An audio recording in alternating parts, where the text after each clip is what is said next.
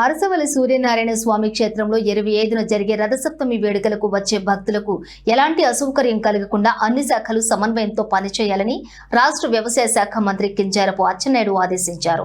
రథసప్తమిని ప్రభుత్వం రాష్ట్ర పండుగగా ప్రకటించిన నేపథ్యంలో ఈ ఉత్సవాలను అత్యంత ప్రతిష్టాత్మకంగా నిర్వహించాలని ఆయన స్పష్టం చేశారు.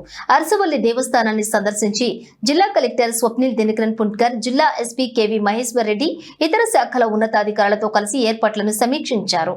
భక్తులకు సౌకర్యవంతమైనటువంటి దర్శనం కల్పించడమే ప్రధాన లక్ష్యంగా అధికారులు పనిచేయాలని మంత్రి సూచించారు.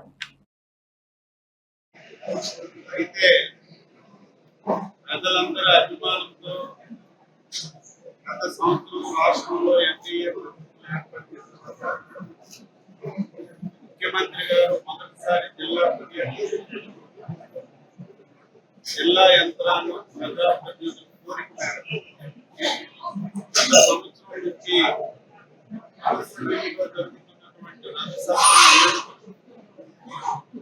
ప్రభుత్వ వేడుకలుగా గుర్తించి గత సంవత్సరం జరిగిన విషయం కూడా మనందరం ఒకసారి గుర్తు చేసుకుంటాం. అయితే ఈ సంవత్సరం ఎప్పుడు రథసప్తమి వేడుకలు ఒకే రోజు రథసప్తమిగా జరిగాయి.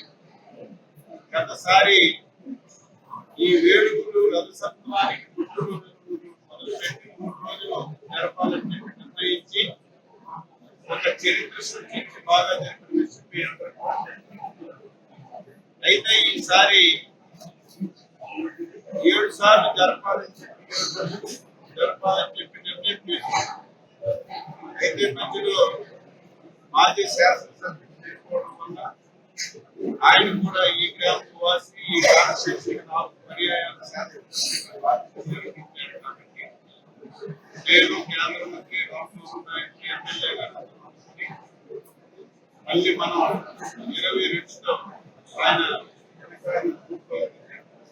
రేపటి నుంచి మళ్ళీ